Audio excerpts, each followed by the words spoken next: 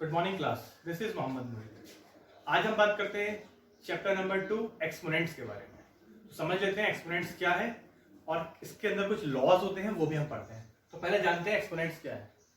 When you have seen the number written in this form 4 to the power 5, 4 to the power 5, ये कहलाता है base and it is known as exponent और power.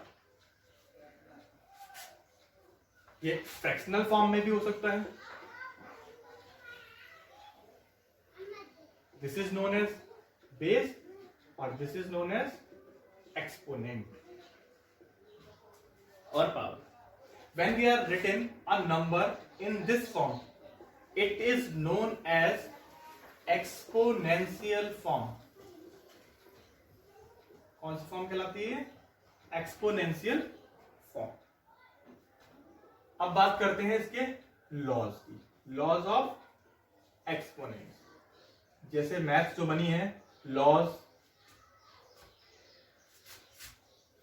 Theorems, axioms, इन्हीं सबसे मिलकर बनी हुई है। प्रॉपर्टीज, तो इसमें लॉज की बात करेंगे हम, laws of exponents. Laws of exponents क्या होते हैं देख लेते हैं थोड़ा सा। Number 1, a to the power n multiply by a to the power m. These two are the bases and these are the exponents for the power. When the bases are same in the multiplication, then we add the power. हम powers को, exponents को add कर लेते हैं। Example के through समझते हैं। 5 to the power 2 multiply by 5 to the power 3। जब दोनों के बेस सेम होते हैं और दोनों मल्टीप्लाई में होते हैं तो पावर्स आपस में ऐड हो जाती हैं, जो इस तरीके से बन जाता है। फिर इसको फर्दर सॉल्व कर लेते हैं। सेकंड लॉ है इसका, a to the power m divided by a to the power m. When bases are same and they are in division, then we have to subtract the powers. So a to the power m minus n. Example देखते हैं। 5 to the power 2 divided by 5 to the power 1. तो ये हो जाएगा 5 to the power 2 minus 1 equals to 5 to the power 1. Third,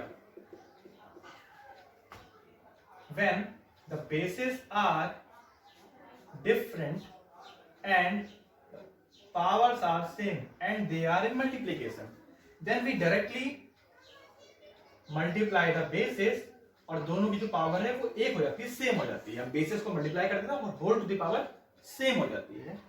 एक example देखिए, 5 to the power 3 into 6 to the power 3।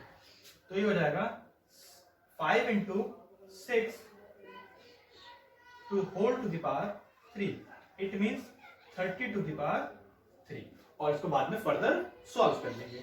Same division case में होता है, मैं रफ कर देता हूं इसे। सेम डिवीजन केस में होता है 4, अगर when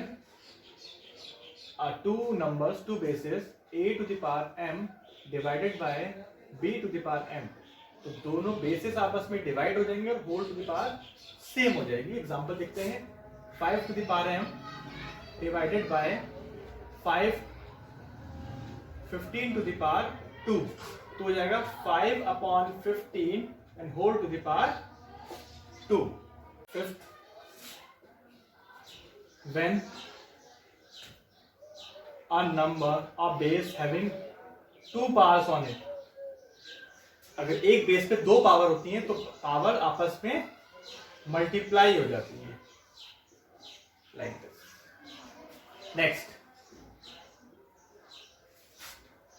when a base having negative power like this, then we are unable to solve. So first of all we have to convert into positive.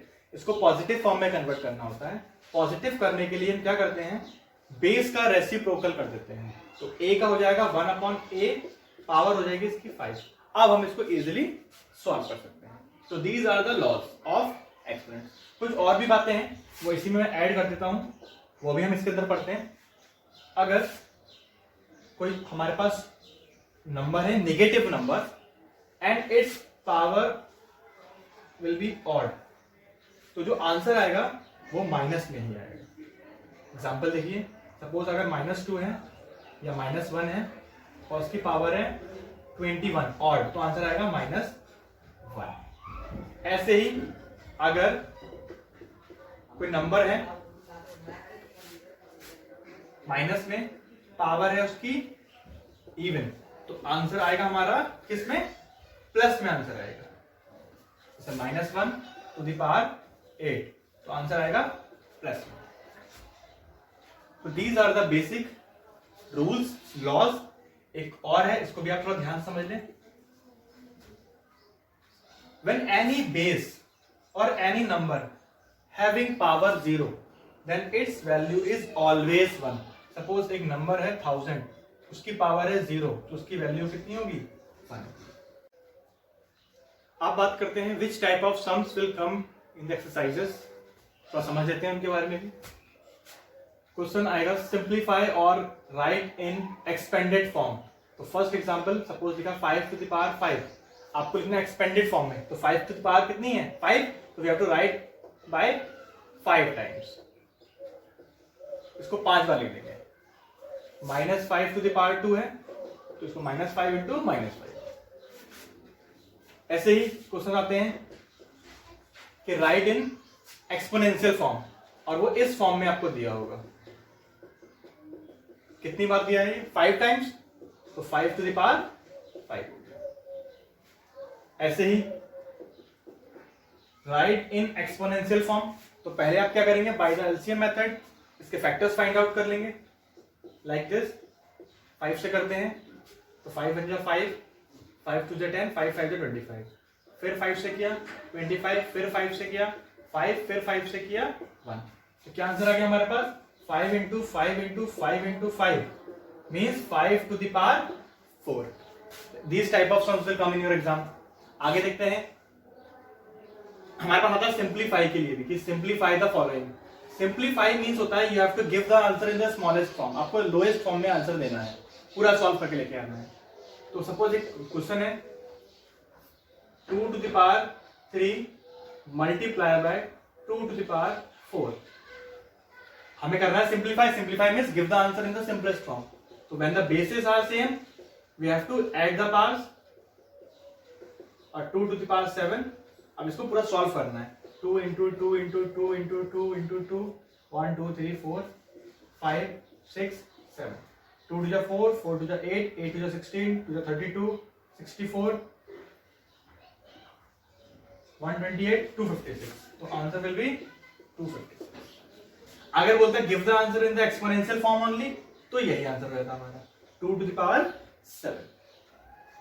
कभी कभी क्वेश्चन ये भी आता है हमारे पास, give the answer in the positive exponential form, मतलब power जो है वो पॉजिटिव की फॉर्म में है। जैसे हमारे पास एक क्वेश्चन है 2 to the power 5 multiply by 2 to the power -8।